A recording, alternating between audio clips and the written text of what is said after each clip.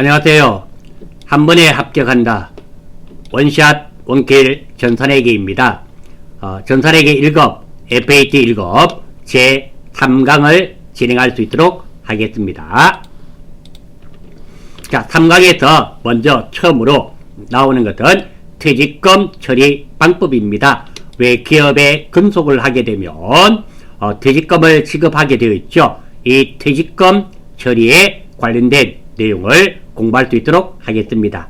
아울러서 제가 강의 중에 보시면 핵심 계정 과목 또는 이렇게 실무하면서 빨간색으로 해둔 것들이 있습니다. 이런 것들은 정말 중요한 내용입니다. 물론 하얀 부분도 있습니다. 자, 여기에 보시면 이렇게 흰 부분도 있는데요. 흰 부분들은 알아주시면 참 좋은 건 맞지만 모르시더라도 크게 지장이 없을 수 있습니다. 이렇게 빨간 부분들은 결코 놓쳐서는 안 된다라는 거 먼저 말씀드리겠습니다. 왜냐하면 우리가 공부할 때 무엇이 중요하고 무엇이 크게 중요하지 않으며 무엇이 포인트인가를 잘 알고 공부를 하면 학습 효율이 높아질 수 있죠. 그래서 드리는 말씀입니다. 자, 이 퇴직금 처리 방법은 두 가지가 있는데요. 첫 번째, 우리 회사가 퇴직금을 가지고 있는 경우도 있고요. 이 퇴직금을 외부에 납부하고 있는 이 두 가지가 있습니다. 자, 우리 회사가 가지고 있는 퇴직금을 퇴직급여 충당 부채라 그래요. 그리고 외부에 납부하는 것은 두 가지가 있습니다. 확정 급여형이 있고요. 확정 기여형. 이렇게 크게 보면 한 세 수로 나뉘어집니다. 이 각각에 대해서 우리가 살펴볼 수 있도록 하겠습니다. 자, 먼저 우리 회사 가지고 있는 겁니다.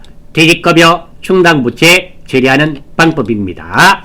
자, 이 퇴직급여 충당부채 처리하는 방법은 우리가 전산회계 2급, FAT 2급에서 공부한 적이 있습니다. 어떤 내용이 있는가 하면 대손 충당금 있죠? 대손 충당금 처리하는 방법과 거의 유사합니다. 거의 유사해요.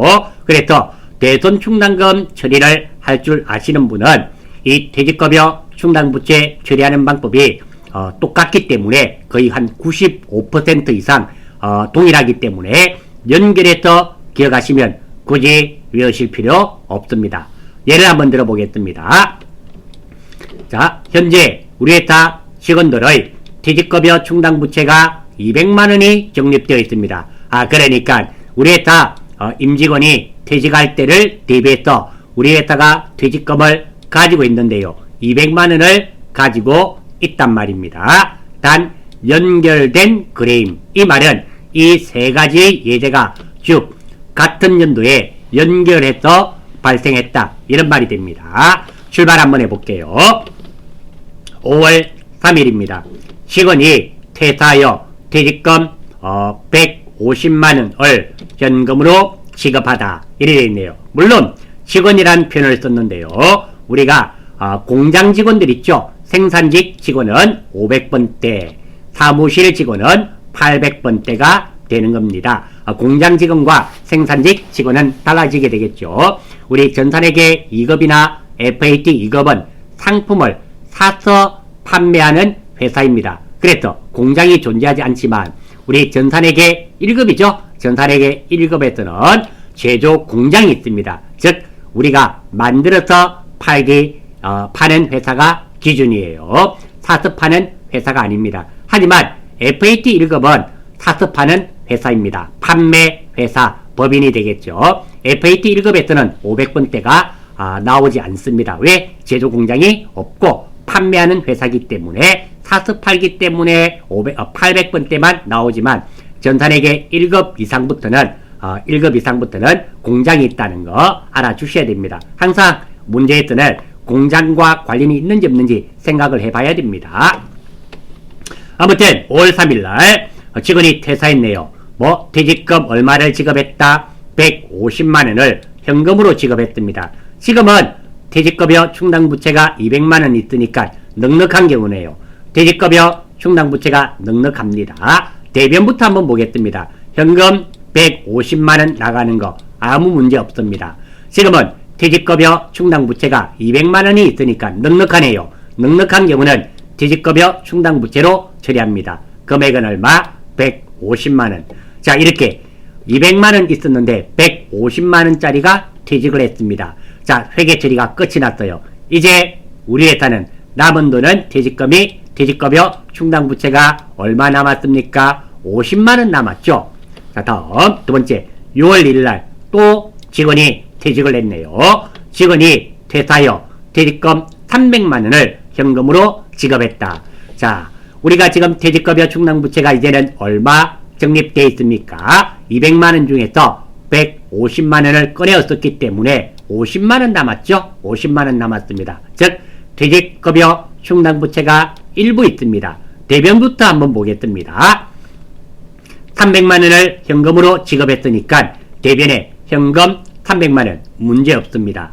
다음 차변입니다. 자, 지금 퇴직급여 충당부채가 50만원 남았다 그랬죠? 그래서 퇴직급여 충당부채 50만원, 나머지는 퇴직급여 250만원, 있는 만큼은 퇴직급여 충당부채, 없는 만큼은 퇴직급여로 회계 처리하게 되어 있습니다.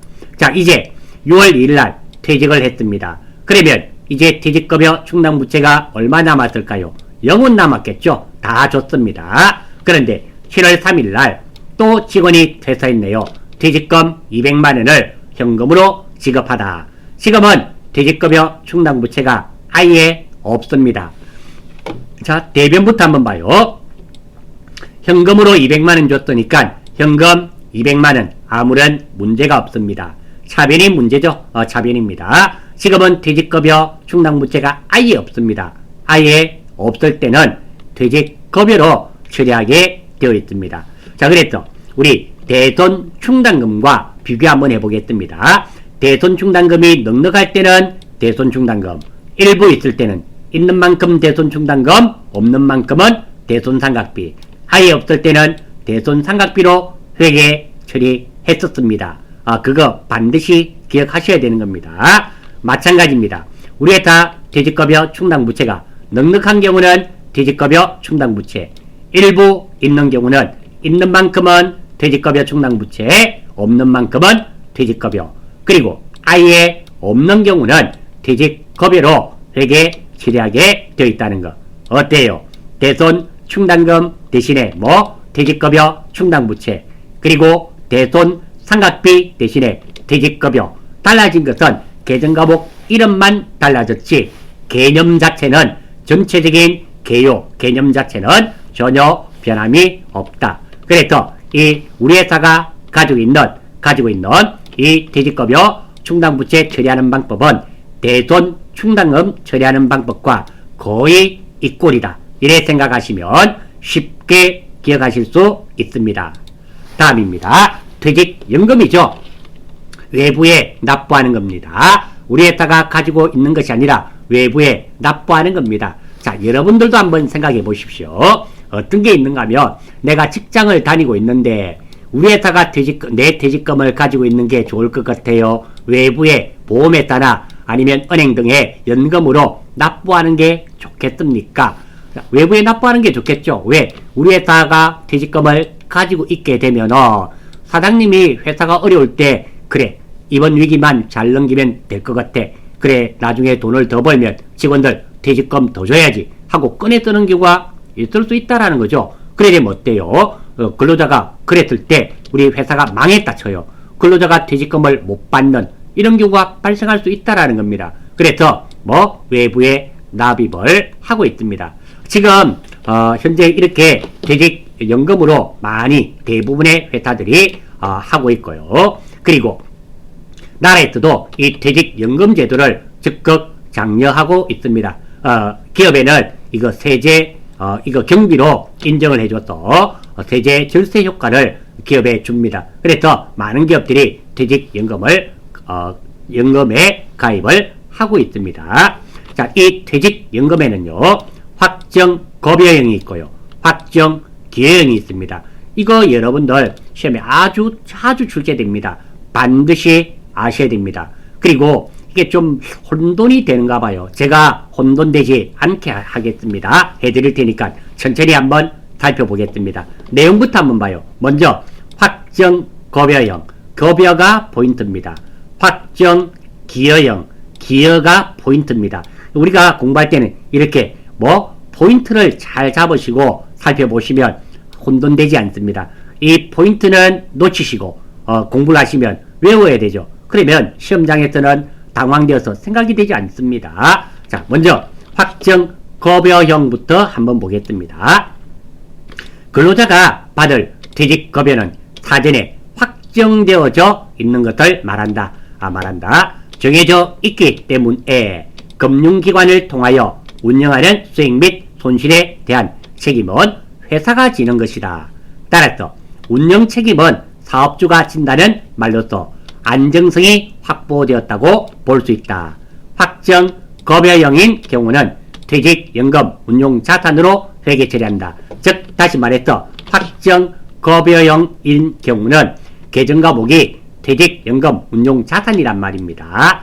자, 다음 확정 기여형도 먼저 한번 살펴보겠습니다. 지금은 첫 번째는 개요부터 먼저 익혀보고 비교하면서 생각하겠습니다. 확정 기여형, 사용자가 납부할 부담금을 확정하고 그 금액을 운영하며 발생하는 수익 및 손실은 근로자가 책임을 지는 것이다.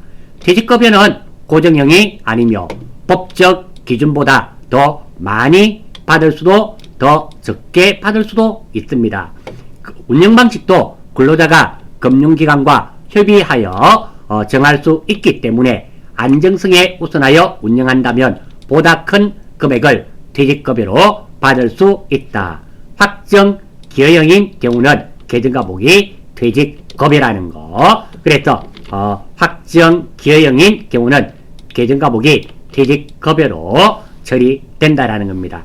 자, 그러면 확정 급여형과 확정 기여형에 대해서 한번 살펴보았는데요. 이게 말로 쭉 나열이 되어 있어서 구분이 잘 안 되실 거예요. 자, 구분 한번 해보겠습니다. 확정 기여형부터 한번 보겠어요. 확정 기여형과 확정 급여형이 있는데요.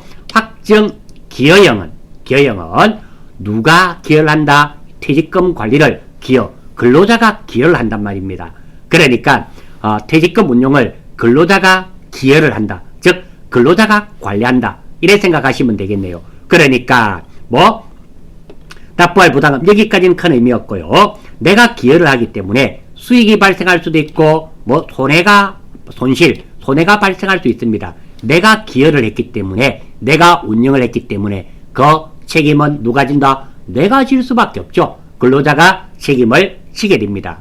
그리고 이렇게 수익 및 손실이 발생하게 되면 근로자가 책임을 지는데요. 장점으로는 퇴직금을 더 많이 받을 수도 있습니다. 왜? 수익이 많이 발생하면. 하지만 손실이 많이 발생하면 기준보다도 더 적게 받을 수도 있다라는 겁니다. 그러니까 확정 기여형은 근로자가 퇴직금 관리에 기여를 하기 때문에 확정 기여형으로 받아들이시면 되겠습니다. 다음입니다. 확정 급여죠. 퇴직금이 확정됐단 말입니다. 정해졌단 말입니다. 근로자가 받을 퇴직급여는 사전에 확정되어 있는 것을 말한다. 즉 근로자는 신경 안 씁니다. 누가 신경을 쓴다? 사업주가 신경을 쓰고 있습니다. 이 사업주가 모든 책임을 진다라는 겁니다. 그래서 사업주가 운영을 잘하든 못하든 나는 급여가 어떻게 사전에 정해진 만큼만 받는 겁니다. 그래서 확정 급여는 안정성이 확보되어 있습니다. 어떠한 경우에도 내가 정해진 퇴직금은 그대로 받을 수 있습니다. 그런 반면에 확정 기여형은 내가 퇴직금 관리를 한다라는 겁니다. 그래서 수익 및 손실이 발생하는 것에 대해서는 내가 책임을 지는 겁니다. 대신에 퇴직금이 많이 받을 수도 있고 퇴직금을 적게 받을 수도 있다라는 거. 자, 여러분들은 회사에서 확정 급여형으로 하는 게 좋아요? 확정 기여형으로 하는 게 좋겠습니까? 성격에 따라서 좀 차이가 나는데요.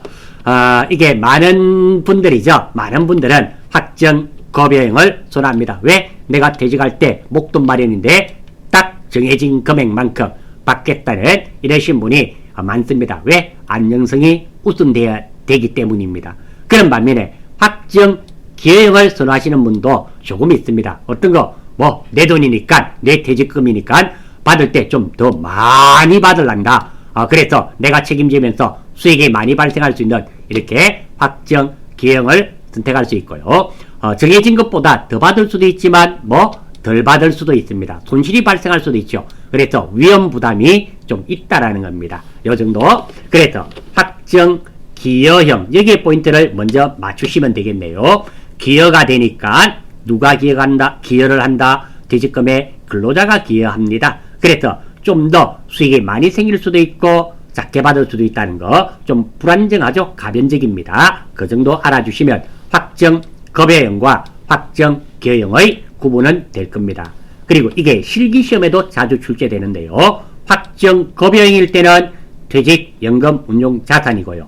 확정 기여형일 때는 퇴직급여입니다. 자, 지금은 이게 확정 기여형일 때는 기여형일 때는 퇴직급여, 확정 급여형일 때는 급여형일 경우는 퇴직연금 운용자산. 지금은 충분히 기억이 되시리라 생각이 됩니다. 하지만 이게 하루, 이틀, 일주일, 한 달 뒤되면 잘 생각나지 않습니다. 퇴직급여가 확정급여형이 퇴직연금 운용자산인지 아니면 퇴직급여인지, 확정 기여형이 퇴직연금 운용자산인지 퇴직급여인지 잘 혼돈이 됩니다. 그리고 이 계정 과목은 퇴직금에 관련된 것은 다 퇴직이라고만 치면 다 나타나기 때문에 별 문제가 없습니다. 선택만 잘 하시면 되는데요. 이게 이제 혼돈이 된다는 거예요. 제가 그 혼돈을 깔끔히 없어지게 하겠습니다. 자, 포인트를 맞추시는데요. 항상 말과 계정 과목 그리고 확정 기여형 형태와 계정 과목이 있습니다. 자, 어디에 포인트를 맞추시는가 하면 급여에다가 포인트를 맞추십시오. 말과 계정 과목에는 급여가 한 번만 나와야 됩니다. 두 번 나왔어도 안 되고 안 나와서 안 됩니다. 한번 보겠습니다. 급여입니다. 포인트는 어디에 있다더라? 급여가 포인트입니다. 급여에 포인트를 맞추시고 말과 계정 과목에는 급여가 몇 번 나온다? 무조건 한 번 나온다. 한 번 나와야 됩니다. 한번 보겠습니다. 먼저 말에 확정 급여형 급여가 나왔죠. 나왔기 때문에 계정 과목에는 급여라는 글자가 있으면 될까요? 안 될까요? 안 되죠. 한 번 나와야 되는데 말에 나와버렸잖아요. 그래서 뭐 퇴직연금 운용자산. 두 번째 확정 기여형 보겠습니다. 기여형입니다. 말에 급여라는 글자가 나왔나요? 안 나왔나요? 나오지 않았지 않습니까? 그러면 계정 과목에 급여라는 글자가 나와야 됩니다. 뭐 퇴직급여 이렇게. 자, 그래서 최종 정리합니다. 자, 말과 계정 과목에는 급여가 반드시 몇 번 나온다? 무조건 한 번은 나와야 된다. 퇴직급여 나왔네? 그러면 퇴직 치면 급여라는 거 선택하면 안 됩니다. 퇴직연금 운용자산. 확정 기여형 말에는 급여가 없네? 그러면 계정 과목에는 급여가 한 번 나와야 되네. 퇴직급여. 이렇게 구분을 하시면 아마 완벽하게 구분이 되시리라 생각이 됩니다. 아울러서 최종 정리를 한 번 더 하면 확정 기여형은 누가 퇴직금에 기여한다더라? 누가 기여합니까? 근로자가 기여를 합니다. 그 책임은 누가 진다? 근로자입니다. 확정 급여형은 반대죠. 근로자가 기여한다 안 한다? 안 한다. 그러면 누가 책임을 진단 말입니까? 사업주가 책임을 진다. 이렇게 기억하시면 아마 뚜렷하게 구분이 되시리라는 확신을 가지고 이 내용은 여러분들 시험 치실 때 출제된다 라고 생각하시면 거의 맞습니다. 유가증권이네요. 이게 FAT 2급, 전산회계 2급에도 나왔던 겁니다. 중요하기 때문에 한 번 더 봅니다. 단기 매매증권, 매도 가능증권, 만기 보유증권이 있는데요. 단기 매매증권은 시세 차익을 목적으로 매수와 매도가 적극적이고 빈번하게 일어나는 주식은 뭐 단기 매매증권이라는 거. 그리고 단기 매매증권이 시장성을 상실하면 매도 가능증권으로 재분류합니다. 특히 우리 시험 치실 때 매도 가능증권은 문제에서 123번 당좌 자산으로 표시가 되지 않는 것은 전체가 다 178번입니다. 문제에서 당좌 자산도 매도 가능증권이라 입력하시면 매도 가능증권이 두 개가 나타나요.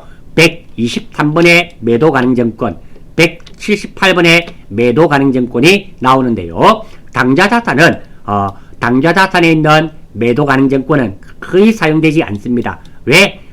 투자 자산입니다. 왜냐하면 이 매도 가능증권은 투자의 목적이거든요. 장기간의 투자의 목적이기 때문에 투자 자산입니다. 이거 178번 반드시 기억하셔야 됩니다. 이거 선택하시면 거의 틀려요. 그런데 오해를 하셔서는 안 됩니다. 다만 문제에서 매도 가능증권 갈로 열고 당좌 자산 갈로 닫고 이렇게 나오면 123번을 선택하셔야 됩니다. 이런 말이 없다면, 아무 말이 없다면 매도 가능증권은 178번이라는 거, 이것도 같이 기억해 주십시오. 따라서 단기 매매증권이 되려면 시세차익이 목적이든지 또는 매도와 매수가 적극적이고 빈번하게 일어난다는 말, 이런 경우는 단기 매매증권이며 시장성을 상실한다. 즉 사고 싶어도 살 수 없고 팔고 싶어도 팔 수 없게 되면 매도 가능증권으로 재분류해야 된다는 거 알아주시고요. 두 번째, 매도 가능증권입니다. 자, 매도 가능증권은 투자의 목적입니다. 목적 자체가 시세 차익의 목적이 아니라 투자의 목적으로 여차하면 팔고 여차하면 끝까지 가지고 있는 주식은 매도 가능증권으로 분류됩니다. 그리고 만기 보유증권. 만기 보유증권은 만기란 말이 나왔죠. 만기까지 보유하고자 하는 적극적인 의지와 능력이 있는 경우 만기 보유증권으로 분류됩니다. 다음, 만기 보유증권이 되려면 반드시 문제에 만기까지 보유한다는 만기란 말이 나옵니다. 그리고 플러스 이 만기까지 보유하고자 하는 의지만 있어서는 안 됩니다. 의지 플러스 능력이 있어야 돼요. 그런 경우 만기 보유증권으로 분류됩니다. 시험 치실 때 단기 매매증권은 잘 틀리지 않습니다. 말이 딱 구분이 되기 때문에 문제는 매도 가능증권인지 만기 보유증권, 요거 두 개 혼돈을 잘 하시고 단기 매매증권과 매도 가능증권을 혼돈을 잘 합니다. 각각 혼돈이 되는데요. 만기 보유증권은 반드시 문제 안에 무슨 말이 나온다? 만기까지 보유한다는 이런 말이 반드시 나와야지만 만기 보유증권이 됩니다. 만기까지 보유하고자 하는 이런 말이 안 나왔는데 만기 보유증권이 되는 경우는 없다. 포인트를 여기에 두시고요. 단기 매매증권은 시세 차익을 목적으로 이런 말이 나오든지 또는 매도와 매수가 적극적이고 빈번하게 일어난다는 이런 말이 나오게 됩니다. 마지막으로 매도 가능증권은 투자의 목적이란 말이 나옵니다. 시세 차익이라든지 또는 만기까지 이런 말이 나오지 않고 투자의 목적으로 주식을 샀다. 그거는 매도 가능증권임을 알 수 있습니다. 의외로 이것 두 개, 단기 매매증권과 매도 가능증권을 혼돈하고요. 또는 매도 가능증권과 만기 보유증권을 혼돈하시는 분이 많습니다. 놓치지 않도록 하십시오. 다음으로 자, 이게 그룹으로 한번 따져보겠습니다. 단기 매매증권 그룹과 매도 가능증권, 만기 보유증권 그룹이 달라요. 이게 뭐가 다르는가 하면 단기 매매증권은 매도 가능증권이나 만기 보유증권으로 재분류가 안됩니다. 즉 못 바꾼단 말입니다. 마찬가지입니다. 매도 가능증권도 단기 매매증권이나 그리고 만기 보유증권도 단기 매매증권으로 재분류가 불가능합니다. 즉 계정화목을 바꿀 수 없단 말입니다. 이렇게 생각하면 되겠네요. 어떻게? 단기 매매증권은 북한, 매도 가능증권과 만기 보유증권은 남한으로 생각하면 됩니다. 이게 북한 사람이 남한으로 함부로 올 수 없고요. 남한 사람이 북한으로 함부로 갈 수가 없습니다. 이거 안 되죠? 지금 현재 안 되고 있습니다. 하지만 남한, 매도 가능증권도 남한에 살고 있고 만기 보유증권도 남한에 살고 있고 대한민국은 어때요?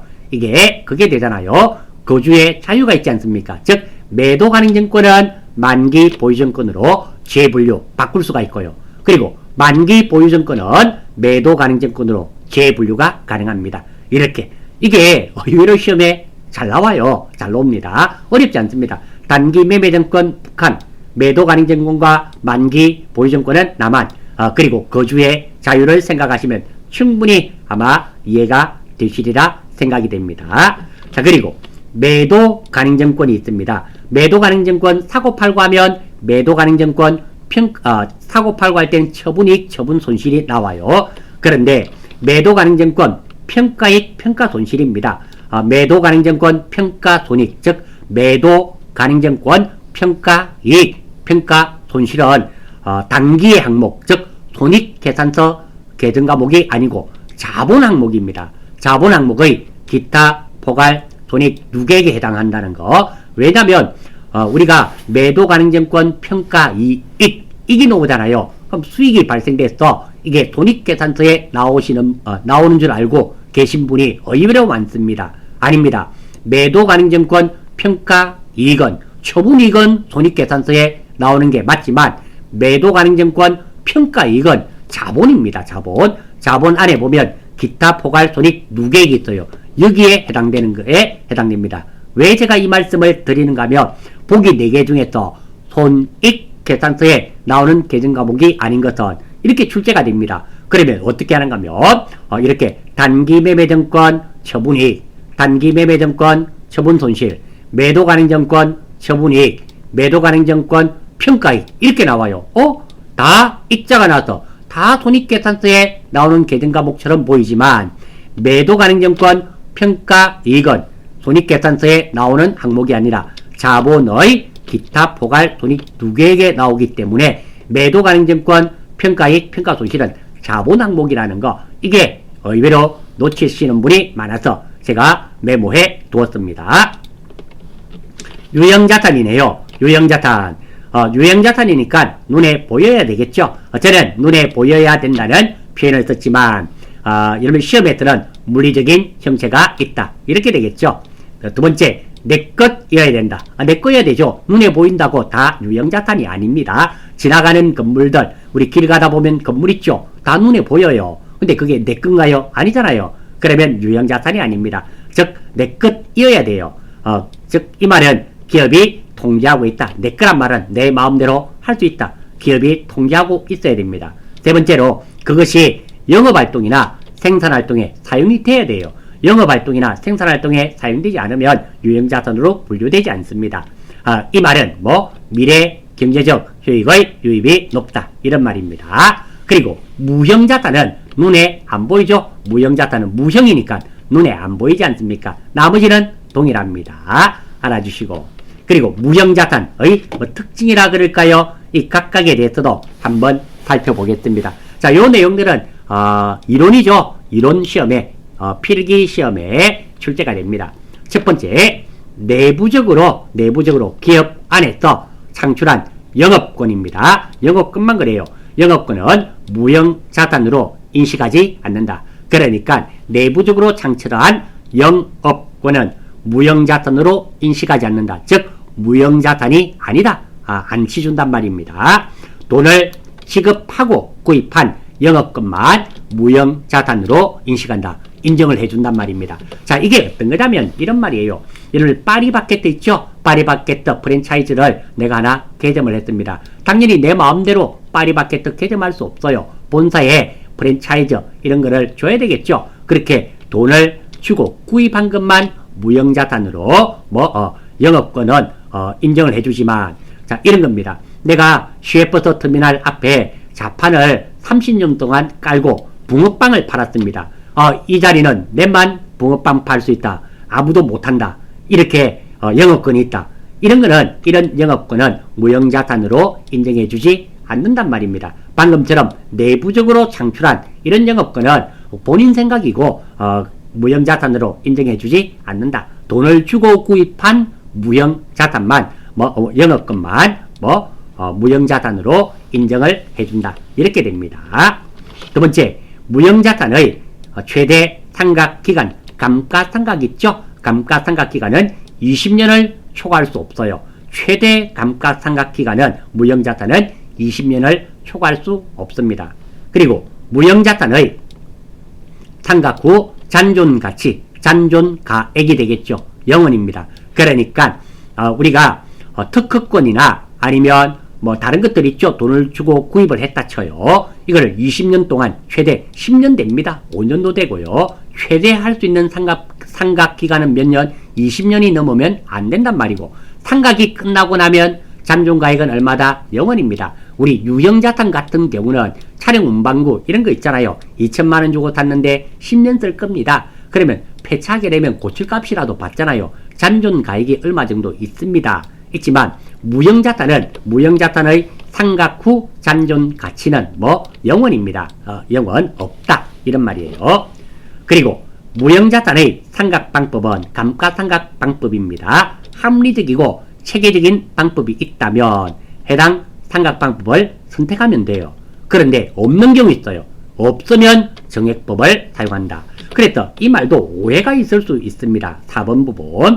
이 부분이 어떤 오해가 있는가 하면 무형자산의 상각 방법은 정액법을 원칙으로 한다. 이 말은 틀린 거예요. 틀린 말입니다. 자, 정확하게 맞는 말은 이렇게 되겠죠. 무형자산의 상각 방법은 합리적이고 체계적인 방법이 있다면 그 방법으로 해야 돼요. 정액법, 정률법, 생산량 비례법, 연수합계법 등등이 있죠. 이런 감가상각 방법을 선택하되 그런 게 애매한 경우가 있어요. 그럴 때는 없을 때는 원칙적으로 정액법을 사용합니다. 그래서 말이 다르지 않습니까? 무형자산의 상각 방법은 정액법을 원칙으로 한다. 그 말은 틀린 거예요. 합리적이고 체계적인 방법이 있다면 그 방법을 채택하고, 없다면 합리적이고 체계적인 방법이 없다면 정액법을 원칙으로 한다. 이 말은 맞는 말이 되겠죠. 말에 약간 차이가 있죠? 차이가 있습니다. 다음 현금 및 현금성 자산이네요. 이것도 전산회계 2급에 나오는 내용이죠. 큰 거래 비용 없이 현금으로 전환이 용이하고 이자율 변동에 따른 위험이 경미한 금융 상품으로 취득 당시 만기가 3개월 이내인 자산 90일입니다. 회계에서는 1개월을 30일로 보는 거예요. 3개월이면 90일입니다. 그러니까 생각을 해봐요. 2월달 같은 경우는 28일, 29일. 그리고 어떤 달은 4월달은 30일, 5월달은 31일. 날짜가 다 다르잖아요. 그래서 3개월은 회계에서는 1개월을 30일로 봅니다. 그래서 3개월이란 말은 90일입니다. 만약에 시험 치실 때 어떤 거 91일이다 이래 되면 이는 현금 및 현금성 자산이 아니라는 겁니다. 그거 물론 뭐 시험에 치사하게 이렇게 내지는 않으리라 생각이 되지만 어떨지 모르겠어요. 자, 그리고 대표적인 계정 과목들이 현금 및 현금성 자산이니까 두 번째 당좌예금, 보통예금 이런 것들이 대표적인 계정 과목이 됩니다. 그리고 자본 계정들입니다. 이것도 조금은 중요하죠. 자, 실무 문제에 아래의 자본 계정이 나오는 경우 반드시 반대 계정 금액을 조회한 뒤 상계 처리한 후 처리합니다. 자, 이것도 요즘은 가끔 출제됩니다. 자, 이게 무슨 말이냐면 요겁니다. 여기 아래 추가로 매도가능증권 평가익, 매도가능증권 평가손실인데요. 매도가능증권 평가익과 매도가능증권 평가손실은 제가 분명히 자본 계정이라고 말씀을 드렸습니다. 자본에 기타, 포괄, 손익, 누계액이라 그랬죠. 이것도 포함합니다. 자, 자본 계정들 한번 봐요. 자본 잉여금 남은 겁니다. 감자 주세요. 그리고 자본 조정도 감자 주세요입니다. 자, 이게 무슨 말이냐면 외우시는 요령을 제가 먼저 적어드렸습니다. 여러분들 감자를 좋아하시나요? 감자 있죠? 감자를 좋아하시나요? 고구마를 좋아하시나요? 제가 이렇게 물어봤더니 10명 중에 한 9명은 감자보다는 고구마 주세요 이런 얘기를 들었습니다. 그런데 회계하시는 분은 고구마 드시면 안 돼요. 무엇을 먹어야 된다? 감자를 드셔야 됩니다. 감자를 드셔야 돼요. 다만 자격증을 다 취득했어요. 그때부터는 고구마 드시면 됩니다. 자격증 따기 전까지는 무조건 감자 줄까 고구마 줄까 감자 주세요 해야 됩니다. 한번 보겠습니다. 자, 자본 잉여금 세 가지가 있습니다. 감자 차익, 자기주식 처분이익, 주식 발행 초과금 다 이익본 거예요. 자, 감자 차익 자, 자기주식 처분이익, 주식 발행 초과금. 그래서 고구마 주가, 감자 주가 이게 자본 잉여금 계정 과목들입니다. 그리고 반대 계정이 뭐? 자본 조정이죠. 이 자본 조정도 역시 감자 주세요입니다. 감자 차익의 반대말이 뭐? 감자 차손. 자기 주식 처분 이익의 반대 계정이 자기 주식 처분 손실. 주식 발행 초과금의 반대 계정이 주식 할인 발행 차금입니다. 자, 이게 무슨 말이냐면 이 정말 중요한 거예요. 자, 어떻게 되는가 하면 내가 우리 회사 주식을 사고 팔고 하면서 이익이나 손해 볼 수 있죠. 자, 어떻게 되는가 하면 우리 회사 주식을 사고 팔고 하면서 100만 원 이익 봤어요. 그러면 뭐 자기 주식 처분 이익 100만 원이 되겠죠. 그런데 내가 실기 문제를 풀 때 자기 주식 처분 이익이 100만 원이 나왔습니다. 그러면 자기 주식 처분 이익 100만 원 이렇게 적으셔서는 안 돼요. 반드시 반대 계정이 무엇이었습니까? 자기 주식 처분 손실을 총계정원장에서 조회를 해야 됩니다. 만약에 자기 주식 처분 손실이 30만 원 있었다고 가정을 하겠습니다. 그러면 자기 주식 처분이익 100만 원 이래 적었어서는 안 되고요. 30만 원을 먼저 상계해야 됩니다. 자기 주식 처분 손실 30만 원 그리고 자기 주식 처분이익 얼마? 70만 원 이렇게 적어야 된다는 의미가 됩니다. 꼭 기억하셔야 됩니다. 다시 한번 볼까요? 자, 내가 우리 회사 주식을 사고 팔고 하면서 자기 주식 처분 손실이 100만 원이 발생했습니다. 그러면 그냥 자기 주식 처분 손실 100만 원 이렇게 적으셔서는 안 된다라는 거예요. 총계정원장에서 반대 계정이 뭡니까? 자기 주식 처분이익이죠. 조회를 하셔야 됩니다. 조회를 해봤더니 없어요. 자기 주식 처분이 없습니다. 자기 주식 처분이익이 없어요. 그러면 자기 주식 처분 손실 100만 원 적으면 돼요. 그런데 조회를 해봤더니 자기 주식 처분 손실이 처분이익이 40만 원 있었어요. 그런 경우는 뭐 자기 주식 처분이익 40만 원 적고 나머지 부분이 자기 주식 처분 손실 60만 원 이런 식으로 해야 된다라는 겁니다. 의외로 이것들 놓치시는 분이 많습니다. 실제 이 문제가 시험에 출제되면요 10명 중에 한 7명 정도는 틀립니다. 그래서 제가 따로 적어 주었습니다. 다시 한번 보겠습니다. 실무 문제 아래에 자본 계정이 나오는 경우는 반드시 반대 계정 금액을 조회한 뒤 있으면 상계 처리하고 없으면 그대로 하시면 됩니다. 여기에 자본에 관련된 계정 과목 플랫 매도 가능증권 평가익 매도 가능증권 평가손실. 물론 매도 가능증권 평가익과 평가손실은 결산해 놓겠죠. 결산해 놓습니다. 자, 3강의 마지막이죠. 감모와 공손입니다. 감모, 코딱지만큼 없어지는 거. 공손, 불량품입니다. 감모, 제품 생산 과정 또는 판매 과정에서 코딱지만큼 없어지는 거. 공손은 불량품입니다. 제품 생산 과정 또는 판매 과정에서 생기는 불량품. 자, 정상적인 감모와 정상적인 공손은 원가에 가산합니다. 원가에 더한단 말입니다. 비정상적인 감모와 비정상적인 공손은 영업 외 비용으로 처리한다.